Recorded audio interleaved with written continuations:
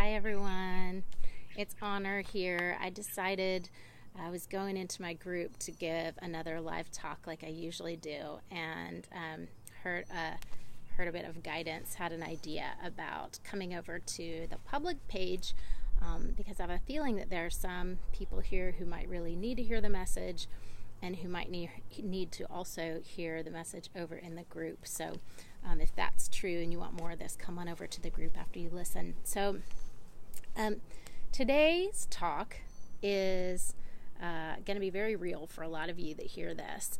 And one of the things that I hear a lot when I'm on the phone with moms and clients, potential clients, and people who reach out to me for support is that you're having an experience of, I just want to feel respected. I want my partner to respect me. I want my husband to see me. I want him to really value what I contribute and what I bring to the table. I want him to see me as a leader. I want my kids to see me as the true leader in this family, as far as what's good for the family. And a lot of women are stuck somewhere before really stepping with both feet into fully realizing that role. And what happens is you feel really disrespected by your partner. You feel not listened to.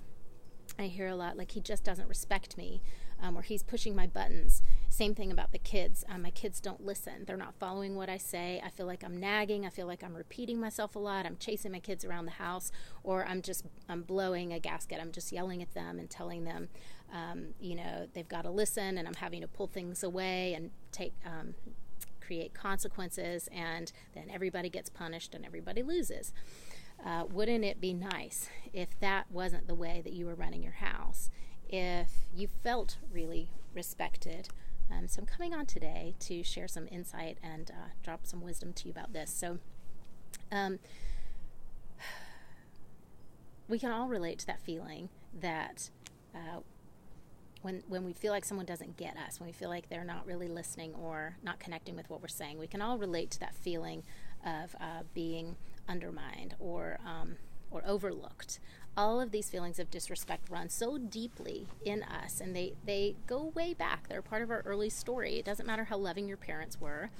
It doesn't matter how attentive they were to you. Every one of us has some deep and some old stories that are holding wounds inside of us that now we're playing out every day, and they're not working for us. They're creating obstacles in our lives to having what we really want, to being grounded, centered moms, boss of the family, leader of the family, and intuitive guide for our relationships. So the problem is not what you think it is. I hear from a lot of you that say, the problem is he's not respecting me, or same could be said about energy or other things, like, I'm just so tired, I need conditions to change, I need things outside of me to change, I need my husband to start seeing me differently, I need for him to understand what it's like to be me, right? Have you thought of that? I need for him to understand what it's like to be me, what all I'm doing so many things, and he doesn't see it, he doesn't get it. I mean, he works hard. This is how the conversation usually goes. He works hard. I know he does things. He does contribute. I know he sees some of what I do, but the feeling inside that you have is one of disrespect, is one of not really being fully appreciated, right? So if this is resonating for you, I want you to hear something important today, which is that the problem is not what you think it is. It is not that your husband or your kids are not respecting you. That may be happening. It may be one offshoot of the story of the real problem. But that is not the problem. The problem is not that you need to get something from other people to fill you up. Okay? Shift the way you look at this with me and just really think about what I'm saying.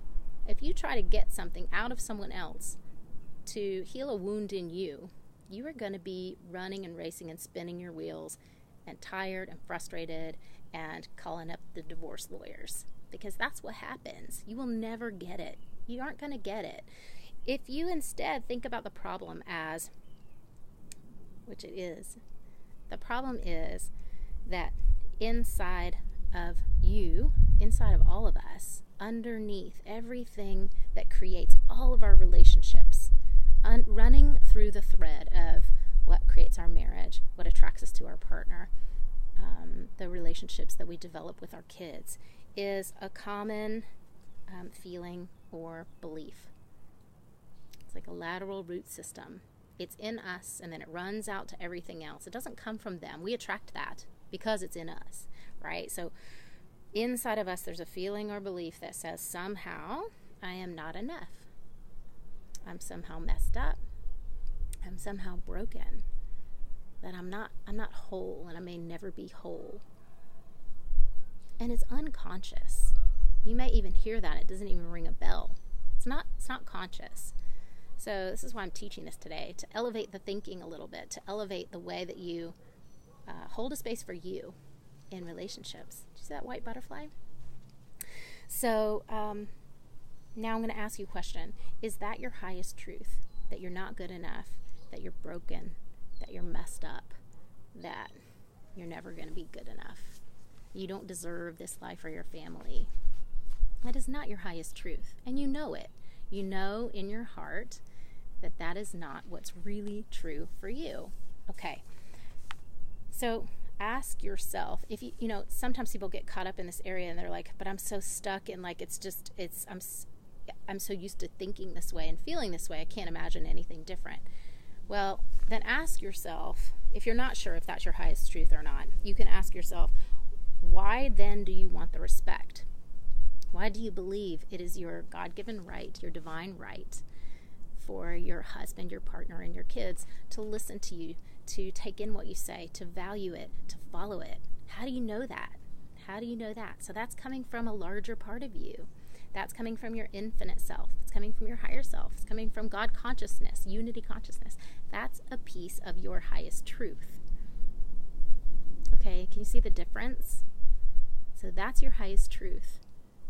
Anything else is just a load of crap. It's a load of crap. We want to love on that crap so that we can move it. But that's the distinction I want to make for you today. So you know, on some level, the part of you that says, I deserve better. I deserve for you to speak to me with respect. I deserve to be listened to. I deserve to not have to blow my gasket in order to speak my highest truth, in order to share my wisdom, in order to guide my family, right? So that's because you know you're worthy. That's because the larger part of you, the heart-centered part of you, the spirit part of you knows that you are worthy. You're absolutely worthy, and that you deserve to have all the happiness, all the joy, all the respect, and all the balance of everything that you want in your life. And you deserve that. So it's not selfishness, it's not greed, it's not unrealistic expectation. It's not just someone else's life. It doesn't just get to be me. It doesn't get to be me that really loves my life and my my handful of clients. This is all of us. This is all of us having the right to expand into what we want. We have a guest appearance. Do you want to say hi? No. Say hi. That toy is not allowed. Okay, now go. I'll be in just a minute. I'm almost done. Okay, so it's not being wanting too much. It's not expecting too much. It's not like being too greedy or whatever. This is actually something that we can all have, and we can all, careful monkey, the camera. Okay, we can all have access to. I think this is the universe saying, oh, hi, Maria. I think this universe is sending my 4-year-old to say, time's up, mama. Okay. Your highest truth is you are worthy, and that is my last point. That's your highest truth. You're enough. You're more than enough. You're worthy. You can have a balance of energy. You can have a balance in your relationship.